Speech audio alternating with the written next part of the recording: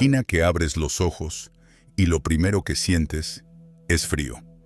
No es ese frío controlado que sale de un aire acondicionado, ni el de una habitación mal climatizada. Es un frío húmedo, que cala en los huesos y que se cuela por todas las rendijas de las paredes de madera mal ensambladas de la pequeña habitación donde has dormido. No hay ventanas de cristal, solo tablones y, si tienes suerte, una piel de animal colgada para frenar un poco la corriente de aire. El techo, bajo y oscuro, es de vigas y paja y cruje con cada ráfaga de viento. Respiras hondo y entonces llega el segundo golpe, el olor. Una mezcla densa y penetrante de humo, estiércol y cuerpos sin lavar. El humo proviene del hogar central, donde un fuego débil humea más que calienta, impregnando todo de un aroma agrio y persistente. El estiércol viene tanto de los animales como de las calles, y los cuerpos, bueno, aquí nadie se baña a diario. Es un olor normal para quien vive en la época, pero para ti es tan fuerte que, de repente, el frío deja de ser lo más incómodo. A tu alrededor escuchas tos, tos seca, tos profunda, tos de niños y adultos. Es el ruido de fondo de la Edad Media. El invierno ha dejado a más de uno enfermo y la humedad y el humo no ayudan. Entre esas toses se oyen sonidos de animales, un cerdo gruñendo, un gallo cantando fuera de hora y, justo al lado de la cama, un par de gallinas picoteando el suelo de tierra compactada. No es raro. En muchas casas de campesinos, los animales más pequeños viven dentro para protegerlos del frío y de los ladrones. Te levantas, o, mejor dicho, intentas levantarte. La ropa que encuentras no es la camiseta de algodón y el pantalón cómodo a los que estás acostumbrado. Aquí hay lana, lana gruesa, áspera, que pica en la piel y que nunca ha visto detergente. Debajo, si tienes suerte, una camisa de lino, también sin suavizante ni plancha. Los zapatos son de cuero endurecido, toscos, y se atan con tiras que se clavan en el tobillo. Sales al exterior. No hay puerta metálica ni timbre, solo una tabla de madera que chirría al abrirse. Afuera, las calles no están pavimentadas. Son puro barro, mezclado con charcos y un mosaico desagradable de restos de animales muertos, desechos orgánicos y basura. Aquí, el concepto de servicio de limpieza simplemente no existe. Los vecinos tiran por la ventana el contenido de los orinales, y si tienes la mala suerte de pasar justo en ese momento, lo sabrás de primera mano. A cada paso, tus botas se hunden en el barro frío. De vez en cuando, una piedra o un hueso asoman en la superficie, y sientes el crujido bajo la suela. El olor en las calles es más intenso que dentro de casa. A lo anterior se suman los hedores del mercado, de los talleres y de los establos. Los animales andan sueltos, cabras, perros flacos, algún burro atado improvisadamente. Todos ellos dejan su rastro. Y no nos referimos solo a huellas. El peligro más grande, sin embargo, no se ve a simple vista. Las charcas y el agua estancada que bordean los caminos son un imán para mosquitos, ratas y pulgas. Estos pequeños invasores no solo son molestos, son transmisores de enfermedades letales. En un mundo sin antibióticos ni vacunas, una picadura o una mordida puede ser el principio del fin. La peste bubónica, que en distintos brotes ha llegado a matar a más de un tercio de la población europea, se transmite precisamente por pulgas de ratas que viven en lugares así. Tu instinto moderno te dice que salgas de allí, que busques un lugar limpio y seguro. Pero en la Edad Media, ese lugar no existe. Lo más cercano que encontrarás será una iglesia, donde el aire no huele tanto a basura, pero sí a cera y a cuerpos apiñados. A tu alrededor, la gente sigue con su rutina. mujeres cargando cubos de agua del pozo, niños descalzos persiguiendo gallinas, hombres empujando carros llenos de leña. Nadie parece inmutarse ante el barro, el olor o el peligro de las ratas. Para ellos, esto es el día a día. Para ti, que llevas unas horas aquí, es un choque brutal con una realidad que no te imaginabas tan hostil. Y si crees que salir a dar un paseo para explorar la aldea es buena idea, espera a ver lo que te espera en el mercado, donde la comida es tan peligrosa como cualquier enemigo armado. Sigues tu camino por la aldea y llegas al centro, el mercado. Es el lugar más concurrido y al mismo tiempo uno de los más peligrosos si hablamos de tu supervivencia. Lo primero que notas es el bullicio. Gritos de vendedores ofreciendo sus productos, regateos a voz en cuello, el tintinear de monedas de cobre. El segundo golpe es visual. Los puestos no tienen vitrinas, no hay envases sellados ni cámaras frigoríficas. Todo está expuesto al aire libre, a la vista y al alcance de moscas, ratas y manos sucias. Te acercas a un puesto de pan. La hogaza que te ofrecen es oscura, casi negra, hecha con harina de centeno o trigo integral sin refinar. No es esponjosa, sino compacta y dura. Entre sus migas se esconden diminutas piedrecillas procedentes de las muelas de piedra con las que se ha molido el grano. Comer este pan no solo desgasta los dientes, puede literalmente romperlos. Y en una época sin dentistas modernos, eso puede significar infecciones y problemas graves. Unos pasos más allá, la carne cuelga de ganchos. No hay hielo ni refrigeración. El sol o el frío del invierno son los únicos conservantes. Algunas piezas muestran ya un color sospechoso. Otras están cubiertas con paños para disimular las moscas que revolotean alrededor. El olor es fuerte, y el carnicero te asegura que es carne fresca, aunque lo cierto es que puede llevar días expuesta. El pescado no está en mejores condiciones.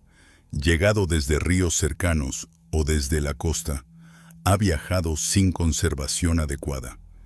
El que no está salado o ahumado presenta un aspecto apagado y un olor penetrante que nada tiene de marino.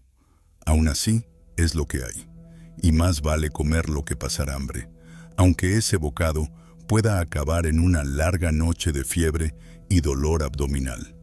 En cuanto a beber algo, tus opciones son igual de limitadas. El agua proviene de pozos situados cerca de letrinas, establos y vertederos. No existe el concepto de protección de acuíferos. Un cubo de agua limpia puede estar, en realidad, lleno de bacterias invisibles que provocan disentería o fiebre tifoidea. Por eso, la mayoría de la gente prefiere beber cerveza ligera o vino aguado. La fermentación mata parte de los patógenos, y aunque estas bebidas son de baja graduación, se consumen a todas horas, incluso por los niños. En Inglaterra y en los Países Bajos, el small beer era la bebida habitual del desayuno, y en algunas zonas de Francia, el vino diluido formaba parte del menú escolar, por así decirlo. Si fueras un campesino, tu dieta diaria sería repetitiva y modesta. Pan, gachas de avena o cebada, y una sopa aguada hecha con col, nabos, y si la suerte estaba de tu lado, un pequeño trozo de tocino para dar sabor. La carne era un lujo reservado para festividades o para los días en que se cazaba algo. El pescado, salvo en regiones costeras o cerca de ríos abundantes, no era frecuente en la mesa del campesino común. La nobleza, por su parte, podía permitirse banquetes. Sin embargo, eso no significaba comer mejor en términos de salud. La carne de caza, el cerdo, la ternera o las aves de corral podían servirse especiadas no por refinamiento culinario, sino para ocultar el sabor del inicio de la descomposición. Los nobles, comían grandes cantidades de grasa y bebían vino en abundancia, lo que derivaba en problemas como gota, cálculos renales o problemas digestivos crónicos. La gula era un signo de estatus y la moderación una rareza. Las enfermedades alimentarias eran una amenaza constante. La disentería, causada por bacterias presentes en alimentos y agua contaminada, podía provocar deshidratación grave en pocos días. Los parásitos intestinales, tenias, lombrices, eran comunes, y las intoxicaciones por cornezuelo del centeno, un hongo que crece en cereales húmedos, podían provocar alucinaciones, convulsiones e incluso la muerte.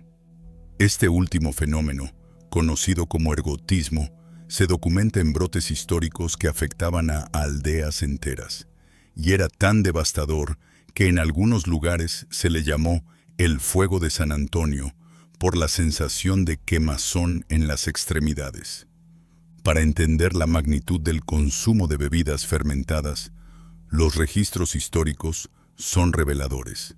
En la Inglaterra medieval, un adulto podía beber entre 2 y 3 litros de cerveza ligera al día, lo que sumaba fácilmente más de 1000 litros al año. En zonas vinícolas de Francia, el consumo medio de vino podía superar los 150 litros anuales por persona. Esto no era un capricho, sino una necesidad.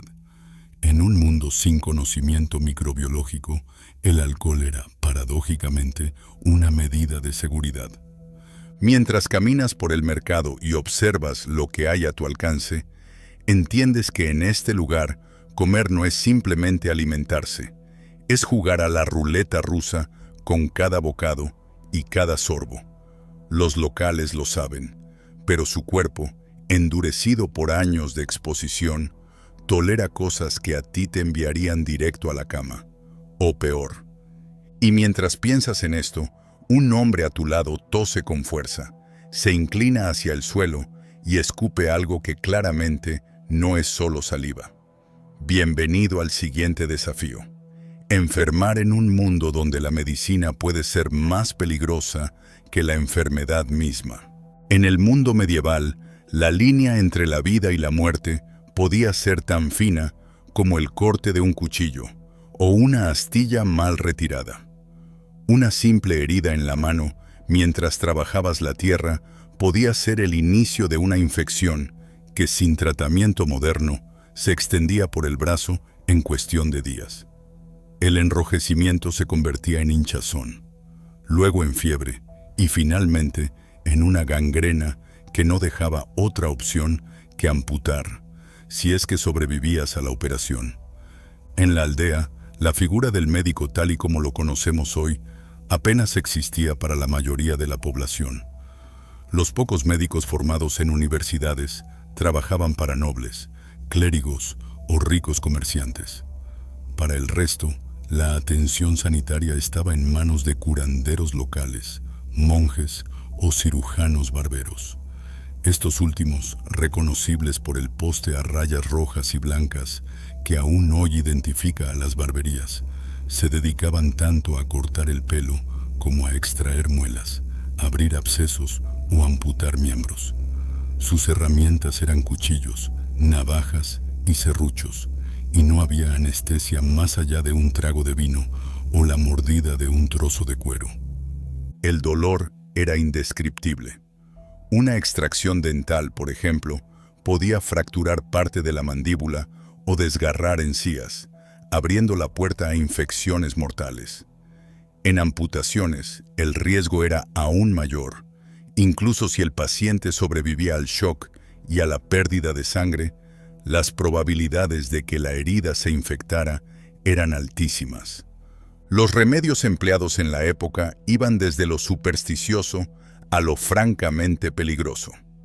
Se creía que el polvo obtenido de moler momias egipcias, el llamado mumia, tenía propiedades curativas y se recetaba para tratar desde hemorragias hasta dolores de estómago. La sangre de animales, aplicada sobre heridas o ingerida, era otro tratamiento popular, así como el uso de orina humana o animal como desinfectante debido a su ligero contenido en amoníaco. Estas prácticas, lejos de curar, muchas veces empeoraban la condición del enfermo. Cuando las plagas golpeaban, la medicina medieval quedaba completamente sobrepasada. La peste bubónica, transmitida por pulgas de ratas, podía matar en cuestión de días. En las grandes pandemias, como la peste negra de 1347, ciudades enteras perdieron más de la mitad de su población en pocos meses. Los médicos vestían largas túnicas enceradas y máscaras con pico rellenas de hierbas aromáticas, creyendo que así filtraban los miasmas o vapores venenosos que, según ellos, transmitían la enfermedad. La lepra era otro azote, causando desfiguraciones y llevando a los enfermos a ser aislados en leproserías, donde pasaban el resto de sus vidas apartados de la sociedad. La fiebre tifoidea, propagada por agua y alimentos contaminados, se manifestaba con fiebre alta, dolor abdominal y un debilitamiento progresivo que podía durar semanas. En todos estos casos, el tratamiento más común era la sangría, extraer sangre del paciente para equilibrar los humores del cuerpo, una práctica basada en teorías médicas heredadas de la antigüedad y completamente ineficaz contra infecciones. La infancia era especialmente vulnerable. La mortalidad infantil alcanzaba cifras estremecedoras. 1 de cada 3 niños no llegaba a los 5 años. Las causas iban desde enfermedades infecciosas hasta desnutrición, accidentes domésticos o complicaciones en el parto. Las madres, sin acceso a atención médica adecuada, dependían de comadronas cuya experiencia variaba enormemente de una región a otra. Las crónicas medievales están llenas de testimonios de ciudades devastadas por las epidemias. En 1348, por ejemplo, Florencia perdió cerca del 60% de su población debido a la peste negra. En Londres, los cementerios se llenaron tan rápido que se cavaron fosas comunes para enterrar a cientos de personas al día. En algunos casos, pueblos enteros quedaron abandonados, con campos sin cosechar y casas vacías, porque no quedaba nadie con vida. En un mundo así, enfermar no era solo un problema de salud, era una sentencia que podía aislarte de tu comunidad y ponerte en manos de tratamientos tan dolorosos como inútiles. Sobrevivir dependía tanto de tu fortaleza física como de la pura suerte. Y si piensas que podrías evitar enfermar trabajando y manteniéndote activo, prepárate, porque el trabajo medieval no se parece en nada a lo que conoces. Es la siguiente prueba de resistencia. En la Edad Media, tu jornada laboral no empieza cuando suena una alarma, sino mucho antes de que el sol asome por el horizonte. El canto del gallo, el murmullo de animales inquietos y el frío penetrante de la madrugada te sacan de un sueño ligero. No hay opción de posponer el día. La supervivencia depende de cada hora de trabajo, y perder tiempo es un lujo que nadie puede permitirse. Si eres siervo o campesino, tu vida está marcada por el ciclo de las estaciones. En primavera, siembras. En verano, cuidas los cultivos y cosechas temprano. En otoño, recoges lo que queda y reparas herramientas. En invierno, intentas sobrevivir con lo que almacenaste. Cada jornada implica caminar grandes distancias cargando agua desde el pozo, transportar leña, alimentar animales y trabajar la tierra con herramientas rudimentarias, muchas veces heredadas y ya desgastadas. Arar un campo sin maquinaria moderna significa empujar un arado de madera tirado por bueyes, sentir el barro bajo los pies y el dolor constante en la espalda. Los oficios urbanos no son menos duros.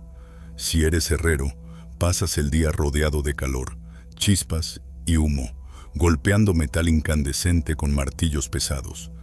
Cada golpe resuena en tus huesos y la fatiga muscular es constante. Los mineros trabajan en túneles estrechos, sin ventilación adecuada, respirando polvo y gases que lentamente destruyen los pulmones. Un derrumbe puede matarte al instante o dejarte atrapado en la oscuridad. Los pescadores, por su parte, se enfrentan a mares bravos sin cartas náuticas precisas ni conocimientos meteorológicos fiables. Una tormenta inesperada puede volcar la barca y llevarte a una muerte rápida por ahogamiento o hipotermia. La noción de seguridad laboral es inexistente. No hay cascos, guantes o arneses. No existen leyes que obliguen a un señor feudal o a un patrón a compensarte por una lesión. Si te cortas profundamente la mano o te rompes una pierna, no podrás trabajar. Y si no trabajas, no comes.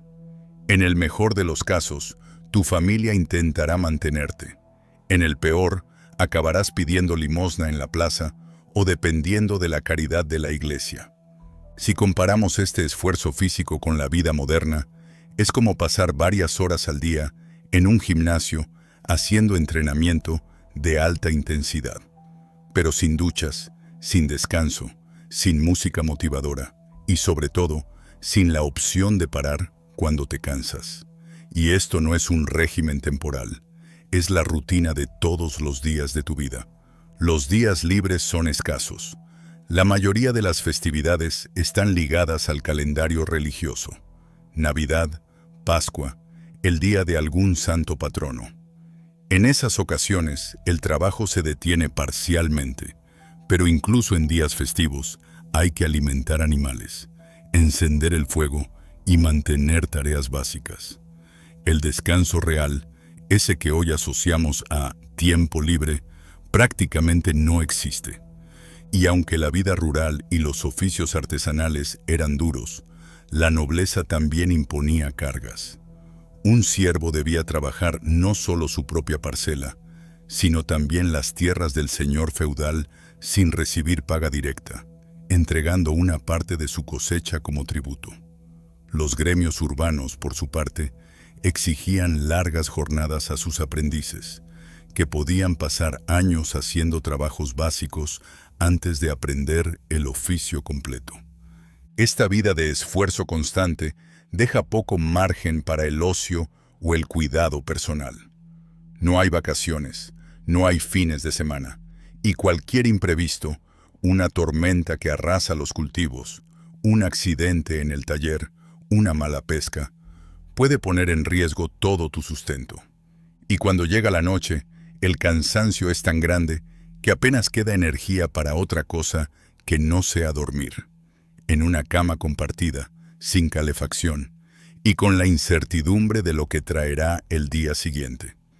Si crees que el trabajo es lo más duro que vas a encontrar aquí, espera a enfrentarte a la justicia medieval, un sistema en el que tu vida podía depender de un juicio tan absurdo como brutal. En la Edad Media, la ley no era un concepto abstracto que protegía a todos por igual. Era un conjunto de normas impuestas por quien ostentaba el poder, ya fuera un señor feudal, un magistrado urbano o un monarca distante. Y esas normas podían cambiar según la región, la época o incluso el humor del juez. Delitos que hoy consideraríamos menores podían costarte muy caro. Robar un pedazo de pan en tiempos de escasez, por ejemplo, podía acabar en la horca. O, si el juez era misericordioso, en la amputación de una mano para dejar claro a todos que el castigo por robar era tan permanente como visible. En muchos casos, la pena no buscaba rehabilitar al culpable, sino aterrorizar al resto de la comunidad para que no siguiera su ejemplo. Las ciudades y aldeas medievales contaban con castigos ejemplares que se aplicaban en público. La picota, un pilar de piedra o madera en el centro de la plaza, servía para exhibir al condenado, atado y expuesto a la burla, los insultos y, a menudo, los proyectiles de los vecinos. El cepo inmovilizaba pies y manos, dejando al preso horas o días a la intemperie. El azote público, por su parte, se aplicaba en mercados o plazas, y cada latigazo no solo marcaba la piel, sino la reputación del castigado para siempre. La violencia no se limitaba a las sentencias oficiales, era parte del día a día. Una discusión en el mercado por el precio de un saco de harina podía acabar con cuchillos desenvainados. Las vendetas familiares, a menudo transmitidas durante generaciones, provocaban emboscadas y asesinatos incluso en tiempos de paz. Y durante las guerras, que en la Edad Media eran frecuentes, los saqueos, violaciones y matanzas eran casi inevitables, tanto por parte de ejércitos enemigos como de mercenarios sin paga. Viajar fuera de los muros de una ciudad o lejos del centro de la aldea también era arriesgado. Los caminos estaban plagados de bandidos y salteadores que, armados con espadas, dagas o simples garrotes, atacaban a comerciantes, peregrinos y campesinos. Al caer la noche, la probabilidad de encontrarte con uno de ellos aumentaba, y más valía llegar antes del anochecer a un lugar seguro. No existían patrullas de policía como las conocemos. La seguridad dependía de milicias locales o del propio señor feudal, que rara vez protegía a todos por igual. Las ejecuciones públicas eran uno de los espectáculos más concurridos. Ahí se mezclaban curiosidad, morbo y una cierta idea de justicia social. El ahorcamiento, la decapitación con hacha o espada, e incluso métodos más crueles como la hoguera o la rueda, se realizaban ante multitudes que acudían como si se tratara de una feria. Los verdugos, lejos de ser personajes marginales, eran funcionarios reconocidos cuyo trabajo requería fuerza, técnica y, sobre todo, sangre fría. La justicia feudal tenía un carácter absoluto. El señor del territorio podía ser juez y verdugo al mismo tiempo. Si alguien le ofendía o ponía en duda su autoridad, podía ordenar un castigo inmediato sin necesidad de un juicio formal.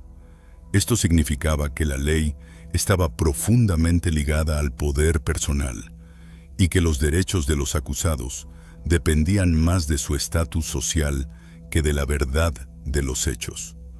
Un campesino acusado por un noble difícilmente tendría oportunidad de defenderse, mientras que un noble podía evitar la pena de muerte pagando una multa o cediendo parte de sus bienes. En este contexto, vivir sin caer en desgracia era casi un arte. Había que evitar enemistades con los poderosos, no llamar la atención de bandidos ni de guardias, y cuidarse de no estar en el lugar equivocado en el momento equivocado. Porque, en la Edad Media, la justicia no siempre buscaba la verdad. Muchas veces, solo buscaba imponer miedo. Y si crees que podrías esquivar los peligros legales manteniéndote en segundo plano, aún queda un obstáculo igual de mortal: las guerras y conflictos constantes que podían arrasar tu aldea de un día para otro. En la Edad Media, no hacía falta un enemigo armado para poner tu vida en peligro. El propio entorno parecía decidido a acabar contigo. El clima podía ser tan despiadado como cualquier espada. Los inviernos no eran suaves. Podían congelar ríos, dejar aldeas aisladas durante semanas y provocar hambrunas al arruinar las reservas de alimentos. En esos meses, el frío se colaba por cada rendija de las casas, y encender un fuego no siempre era suficiente para calentarse. En las regiones más frías, dormir sin varias capas de mantas de lana y piel podía significar no despertar al día siguiente. Los veranos, por el contrario, traían sequías que agrietaban la tierra y mataban cultivos enteros. Sin riego artificial, un año seco podía significar hambre para toda una región. Las cosechas perdidas no solo afectaban a los campesinos, El hambre impulsaba disturbios en las ciudades y aumentaba los robos en caminos y mercados. Las viviendas, construidas principalmente de madera y techadas con paja, ofrecían poca protección contra los elementos. El viento podía arrancar parte del tejado y una tormenta fuerte podía filtrarse por las paredes. Pero el mayor riesgo era el fuego, una chispa de la chimenea, un candil mal colocado o incluso un rayo podían prender el techo y en pocos minutos destruir una casa entera. En aldeas y barrios urbanos, donde las viviendas estaban muy próximas, un incendio podía arrasar decenas de hogares antes de que alguien pudiera contenerlo. Dentro de las casas, el humo de las chimeneas impregnaba paredes, ropa y pulmones. Sin un sistema eficiente de ventilación, pasar horas en ese ambiente era sofocante y a largo plazo, dañino para la salud. La ropa tampoco ofrecía un gran alivio. Hecha de lana áspera o lino grueso, era incómoda y se empapaba con facilidad bajo la lluvia, lo que aumentaba el riesgo de hipotermia. El calzado, muchas veces de cuero sin curtir, se deformaba con la humedad y no protegía realmente del barro o del agua helada. A esta incomodidad constante se sumaba la plaga silenciosa de los parásitos. Piojos, pulgas y chinches eran compañeros inevitables, incluso para la nobleza. La higiene limitada y la convivencia cercana con animales domésticos favorecían la transmisión de enfermedades como el tifus. Las pulgas, en particular, eran vectores de la peste bubónica, mientras que las ratas convivían sin problemas en establos, graneros y hasta en las cocinas. Y si todo esto no bastaba, la naturaleza a veces descargaba su furia con desastres repentinos. Inundaciones podían arrastrar campos, animales y viviendas. Sequías prolongadas forzaban migraciones masivas. Tormentas podían hundir flotas enteras. Y los incendios urbanos, comunes en ciudades medievales, podían reducir a cenizas barrios enteros en cuestión de horas. En este escenario, no bastaba con tener fuerza, habilidad o prudencia. La supervivencia dependía tanto de la resistencia física como de la capacidad de adaptarse a lo imprevisible. Así, tras recorrer este día imaginario en la Edad Media, es fácil entender por qué sobrevivir allí no era solo cuestión de suerte. Era un acto de resistencia constante. Cada amanecer era una victoria, y cada noche superada, un pequeño triunfo frente a un mundo que no daba tregua.